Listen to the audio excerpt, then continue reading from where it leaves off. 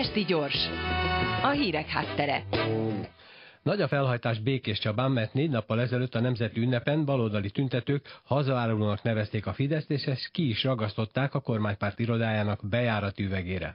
Mi volt az akció háttere, és milyen következményekkel jár, ezt tudósítónk Bot Péter mondja el. Szervusz! Szervusz, jó estét kívánok! Szóval, hogy jutottak idáig a dolgok? A legérdekesebb az egész dologban az, hogy március 15-én este az Ébredj Viharsarok csoport tüntetést szervezett a békéscsabai Fidesz iroda előtt. Valóban elég rendesen kiplakátozták az irodát, hát ennek a nagy portálüvegét, és hát ami a legjobban vélhetően kiverte a biztosítékot a helyi fideszeseknél, az a hazaárulók elnevezés volt, amit hát meglehetősen nagy betűkkel tettek oda a portálüvegre.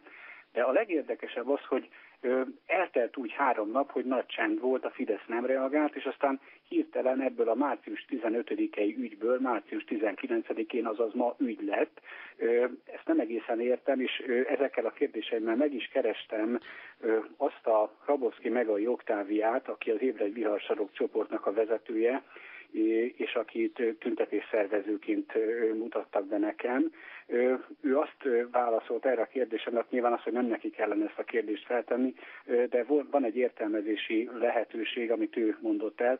Azt mondja, hogy a Fidesz olyan központi utasításra működő szervezet, hogy egész egyszerűen a reakciót is egyeztetni kellett a központtal, és úgy tűnik, hogy ez 3 napba került, mert a város országgyűlési képviselője Vantara Gyula, aki 2 ciklusban ezt megelőzően Békéscsaba város polgármestere volt, a mai nap adott ki reggel egy közleményt, amelyben egyrészt ismerteti, hogy térfigyelő kamerák rögzítették az esetet. Most ez egy picit azért furcsa tudni, ez az Ébredj Viharsarok csoport, ez fölrakta a Facebookra, meg mindenfajta helyre ott a helyszínen készült fotókat, tehát ők egyáltalán nem csináltak titkot abból, hogy kik voltak ott, és mik voltak ott, és mit csináltak. Sőt, ami a legérdekesebb ebben az egész dologban, hogy a rendőrség nyomozást rendelt el, egyébként ezt a megyei rendőrkapitányság megerősítette. Ezen a tüntetés szervezője, Hrabowski Megai Oktávia nagyon csodálkozott. Tudnék, azt mondta, hogy bejelentett flashmob volt, ezt SMS-ben is, illetve telefonon is bejelentették a rendőrségnek. Egyébként az egész tüntetés alatt és plakátragasztás alatt 4-5 rendőr folyamatosan a helyszínen volt, akik ezek szerint akkor semmit nem találtak bűncselekményre utalónak. Szoros rendőri felügyelet alatt, lehet így mondani, zajlott az egész esemény. Most pedig úgy tűnik, mintha bűncselekmény gyanúja merült volna föl. Hát ez meglehetősen furcsa.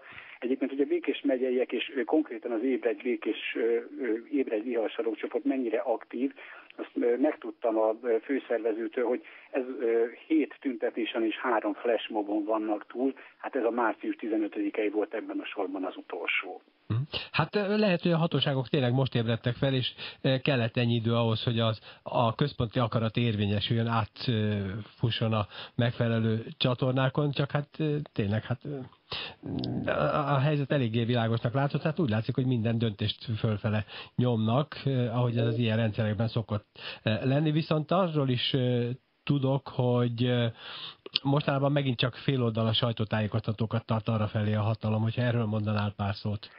Igen, tehát itt az a lényeg, hogy Vantara Gyula kiadott egy sajtóközleményt, amelyben egyebek mellett azt mondta, hogy Petőfi szellemiségének sudvadobásának tartja azt, ami történt.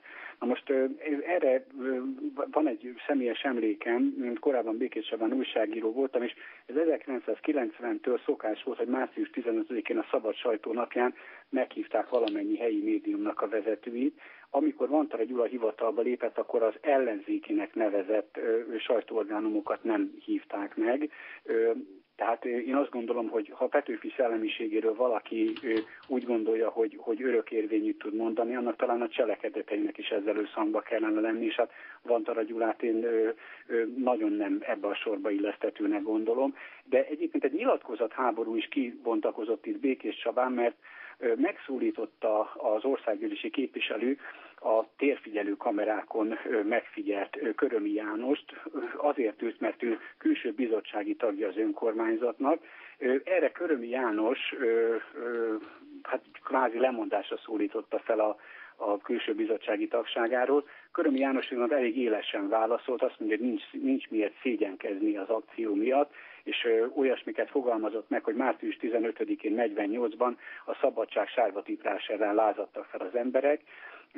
Azt gondolja, hogy március 15-e az az elnyomás elleni szabadság szimbolikája, és hogy ők 2015. március 15-én Orbán rezsim illiberális elnyomása ellen tiltakoztak. Ha tetszik, akkor a diktatórikus hatalom bírálatát azt ők hazafias kötelességnek tartják, és kvázi erre meglehetősen büszkék is.